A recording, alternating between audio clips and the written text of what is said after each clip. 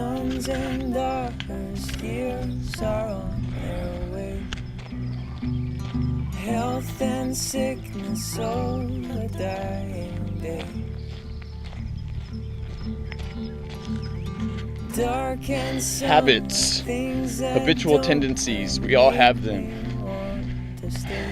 And crafting your habits to make a stronger you is one of the most difficult things you will probably do, but also one of the most valuable things, the things that has really the long-term ROI. And what I mean by habits are habitual thinking patterns, habitual behavioral patterns, things of that nature, the way in which you interact with the world around you. So for example, money. For me personally, in the first year I ran my business, I lost a lot of money because I wasn't thinking about money in a way that was conducive to making it. Where I come from, which is like Zozaya, the greater LA area, Covina, we don't have a whole lot of wealthy people, like really wealthy people. There's wealthy people, but they're not hanging around with me, you know? We're hanging around with my friends and my crowd. But so I grew up thinking, which is a total like leftist view of wealth politically. I grew up thinking that wealthy people were a little bit greedy, you know. They rigged the game, which I mean I found out really quickly. I found out that that's not true, and I found out that wealthy people are usually actually the most diligent workers in society. Go figure, right? They usually are. You know, they have to make that money somehow, and it really takes a hustle that a lot of people can't really fathom, because they haven't broken out of that habitual tendency of theirs to stay in bed till 8. You know, how hard is it for you to get out of bed at 5 o'clock in the morning every day? You know. You know yourself, like how hard is that for you? It's probably pretty difficult. It was pretty difficult for me before I started doing it regularly. But these are some of the things that you might want to start to consider and evaluate about yourself in an effort to get to where you're going. A lot of people my age right now are getting out of school and college, and they're looking around and they don't know what the fuck they're doing. They don't know what they want to do, which is the more important part, because if you don't know where you want to go, you cannot reverse engineer your success.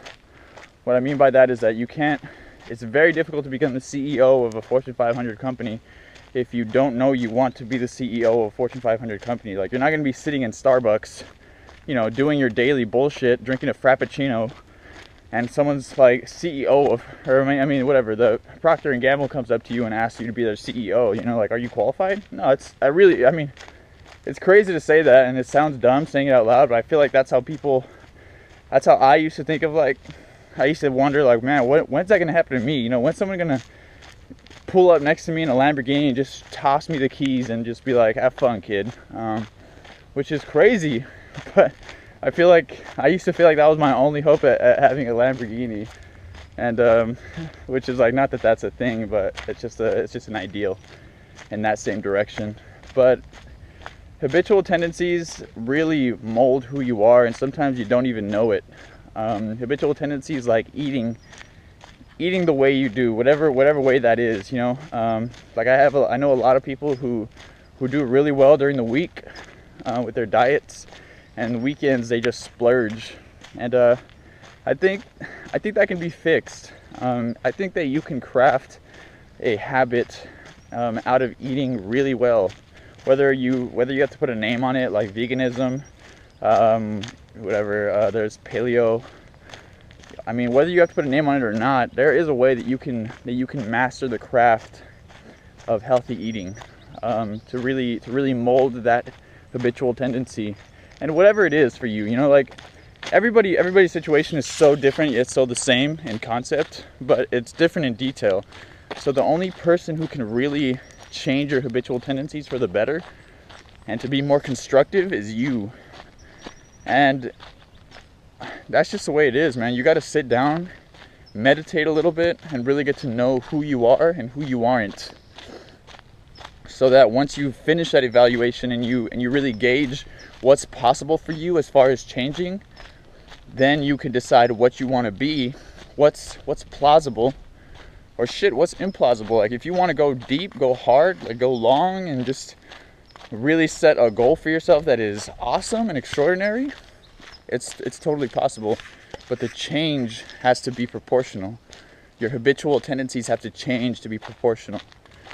And once you change those habitual tendencies and you start to get in touch with the elements of reality that have to do with you, your personality, but that also have to do with nature, that have to do with everything else. I mean, there's so much good shit in life, man. There's like just a feeling of air right now, and my bare skin is fucking beautiful, you know?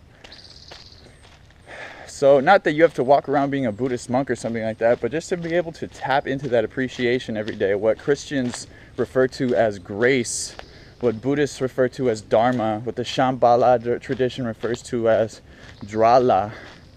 All this shit is all around us, man. It's heavy in the air. The beauty is heavy everywhere, and the greens and the blues.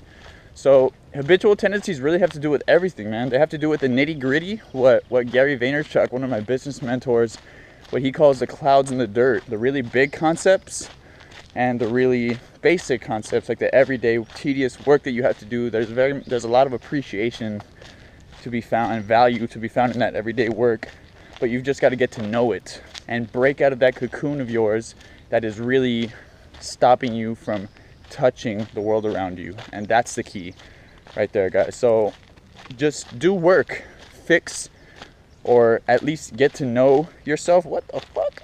Crazy looking beetle on the floor. Get to know yourself on a very detail-oriented basis, and you should have no problem figuring out what's possible and what exactly it is you have to change or what you don't have to change. And after that, all that's left to do is the work, and that's easy. Work is the easy part. Figuring out where you want to go in this big, vast world of ours, that's the hard part. So let's get started, right? Have a good day, guys.